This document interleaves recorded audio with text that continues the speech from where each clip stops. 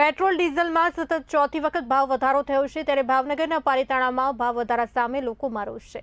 ભાવ વધારા છતાં પેટ્રોલ પંપ પર લાગી લાંબી લાઈનો। સવારથી જ લોકો ઈંધણ માટે રાહ જોતા નજરે પડ્યા છે।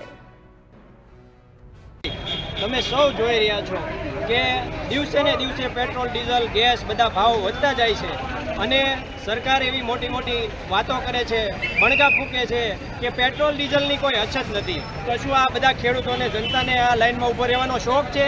અત્યારે ખેડૂતને ખેતી કરવાનો, ખેડ કરવાનો સમય છે અને ત્યારે આ ડીઝલની લાઈનમાં આ બધા ટ્રેક્ટર લઈને ઊભા છે અને 1000 રૂપિયાનું ડીઝલ આપે। તમે વિચાર તો કરો, આ 1000 રૂપિયાના ડીઝલમાં કેટલું ટ્રેક્ટર હાલે? અને જે ગામડેથી ડીઝલ ભરવા આવે તો અહીંથી ડીઝલ ભરીને ટ્રેક્ટર પાછું જાય ત્યાં 400-500નું ડીઝલ તો એમને વપરાઈ જવાનું છે। તો 500 રૂપિયાના ડીઝલ હાટું થઈને 4-4, 5-5 કલાક લાઈનમાં ઊભા રહે છે અને છતાંય જો ડીઝલ ન મળતું હોય તો આ તમે વિચાર કરો, જગતનો તાત જેને કહે છે ખેડૂત છે એ મરી જવાનો છે અને જો ટાઈમે ખેડ નહીં થાય।